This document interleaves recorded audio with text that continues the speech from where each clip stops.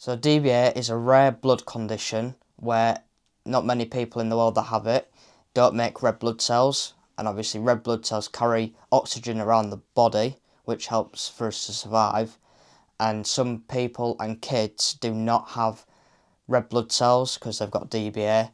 It does affect a lot, but the main point of it is that people and kids do have to go into hospital for blood transfusions every few weeks or every month.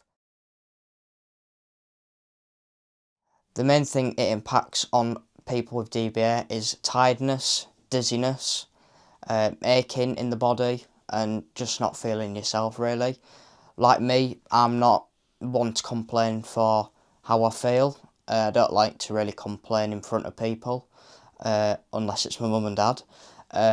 But like if I'm around with my friends or anything, they wouldn't really notice any difference if I wasn't feeling very well.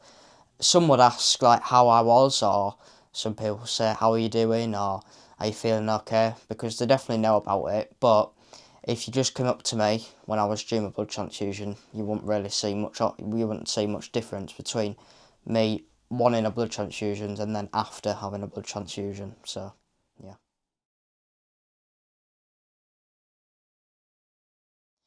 Oh well, this was a good day, definitely. Well, not really, because I had to go into hospital, but had my 200th blood transfusion on the 17th of June, which was nearly well, it was over 5 years ago. Big milestone for me.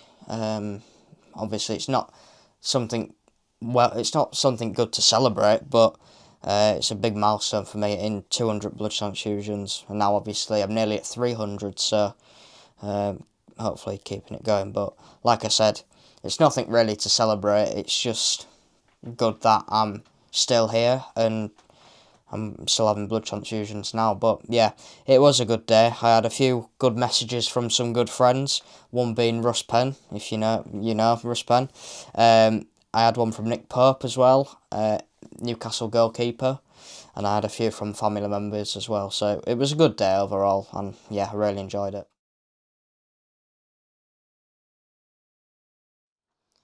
So on the 15th of October 2021, I went in for a bone marrow biopsy, which I had in London, St Mary's Hospital, to check how well my bone marrow was doing. And obviously, if you don't know, a bone marrow biopsy is where they take a sample of your bone marrow from your lower back and test out, see how good it is or how bad it is, if you need treatment or if you don't need treatment. So that's what they really test it for. And there's hundreds of different things that could be wrong, but highly not likely to be wrong. But something did go wrong in with my bone marrow biopsy that time. So I'll tell you in a minute what happened with that.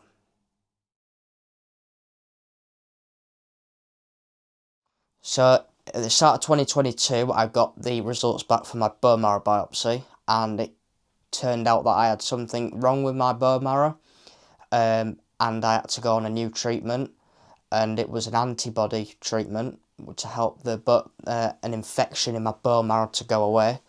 I had to have this treatment over a course of 4 months.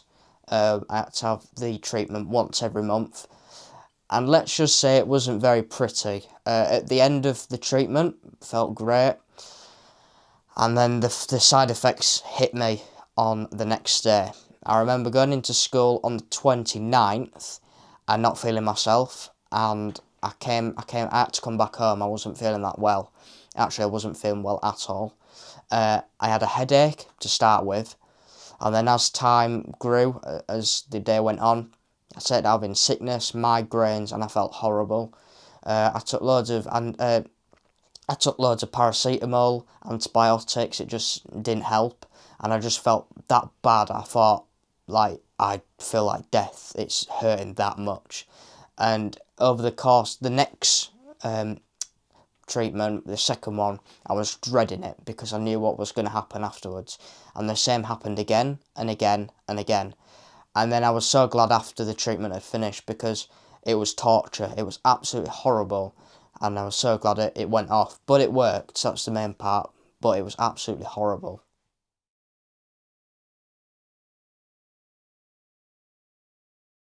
So the next year, on the 12th of January 2023, my Portacath, which was a device in my chest that is fitted into my chest and got a line attached to it which goes all the way up to your neck and down to your heart.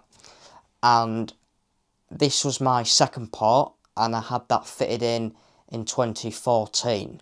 Now, at the time I had that for 11 years, so there was no point. Well, it wouldn't have lasted that long anyway, because obviously 11 years is a long time. And yeah, it didn't work on the 12th of January, and there was concerns. We got the needle in the port, obviously absolutely fine.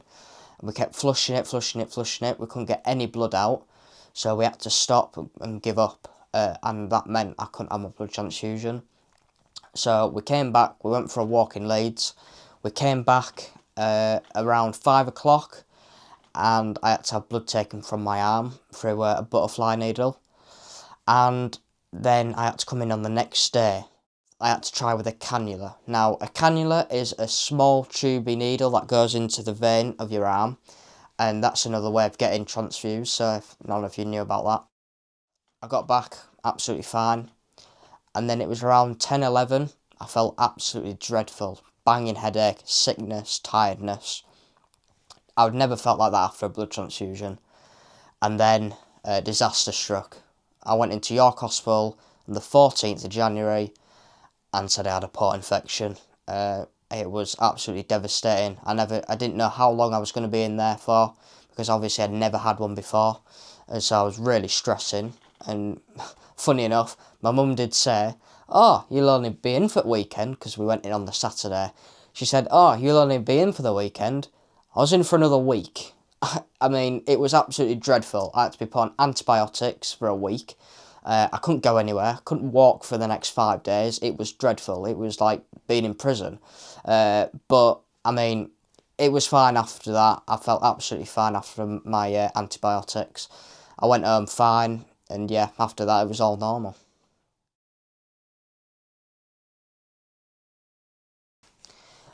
So, on the 24th of March 2023, this was 3 months after I had my infection, which meant I had to have my port removed for a new one. My mum told me the day before I was going in for a new one. I was really stressing out about it, because as I've got older, I've stressed a lot about different things, like going into hospital, needles. I've always hated needles. That's the reason why I've had a Portacath put in when I was younger. And another reason why I've had Portacaths is because my veins haven't been great. So on the 24th of March, I got a new port fitted in.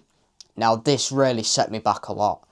My first port was on the right side of my chest, and then the new port that I had put in was on my left side. So it really affected a lot, and it just felt different, and it felt like I didn't want to do. Well, I couldn't do it, but obviously I had to do it.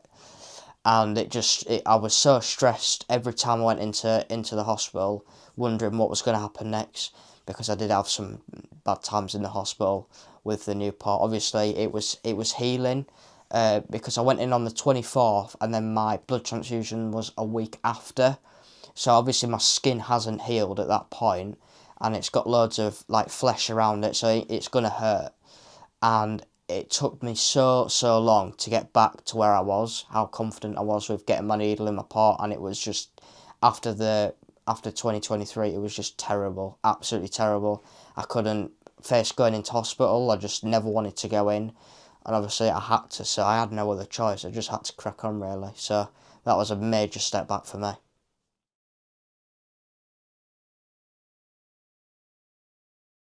So we're fast forwarding a year to the 28th of November 2024. Well, this is more than a year.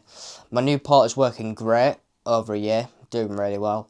And this transfusion was the most blood I've ever had. I had 900 mils of blood, the most I've ever had. And that was the main point of the year, really, for my blood transfusions. Nothing really happened in that year. It was running so smoothly. And then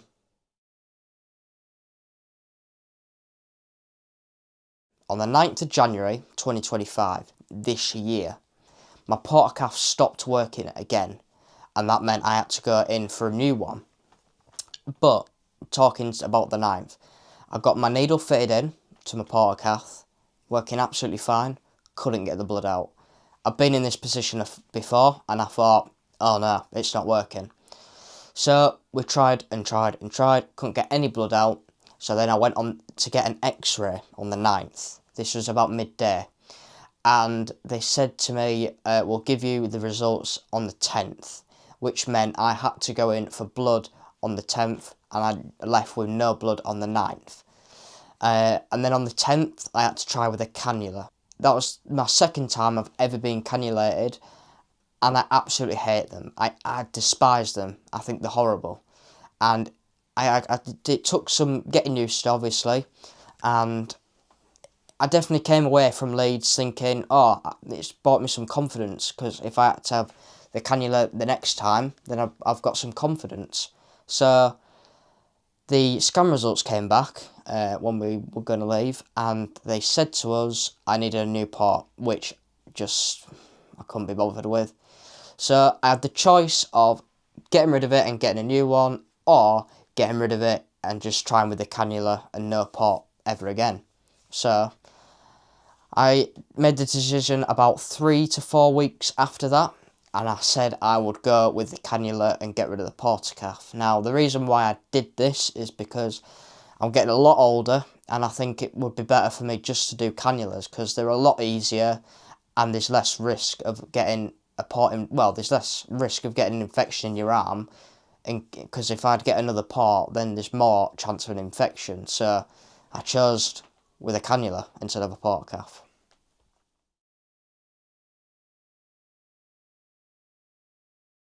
So that decision was made, and I was going into Leeds again on the 17th of March 2025 of this year. I went in to get my third Portacath removed, and obviously not getting it replaced. That's the first time I've ever done that. So I woke up feeling weird because I didn't have anything in my chest, it felt great because I felt like I had a free body, like there's nothing attached to me, and it felt great. And obviously there was a negative side to that, obviously having the cannulas, which is a pain, but I just had to get used to it. But it felt great having it out and not having another one put in, so I felt great, and I just had to focus on getting used to the cannula, and if I do that, I'd be in a good place. So a lot of you will be wondering how I'm doing now, and I'm doing great. Obviously with the cannulas, I've been doing really well. I've been coping really well with them, and a lot of that is thanks to the nurses in Leeds that have helped me get through this, which I really appreciate. The time I'm recording this is on the 1st of September, so my latest transfusion was on the 28th of August, the last Thursday, which obviously was the 28th of August, and it was a good transfusion. I mean, we got out at about 6 and got home for 7, but the negative side, which I've been trying to get off my chest, is the blood. There's a lot of negative things about the blood, which has been a bit of a pain. It hasn't been coming on time. Now, what I'm used to doing is on the Tuesday getting my bloods tested, so I get the bag of blood on Thursday. But now I don't want to have my blood taken on the Tuesday. I'm just going in on the Thursday and doing it all in one day, which I find it's helpful, it's better, but the downside to that is that the blood takes forever to bring up. And another thing, unfortunately, the nurses do forget to bring it. Well, it's mainly the porters which forget to bring it up, which needs to be sorted, really. But apart from that, it's doing absolutely great. I'm enjoying life at the minute. Obviously, I've left school. Life's going really well, and I'm definitely feeling a lot better in myself. And hopefully, this can keep carrying on.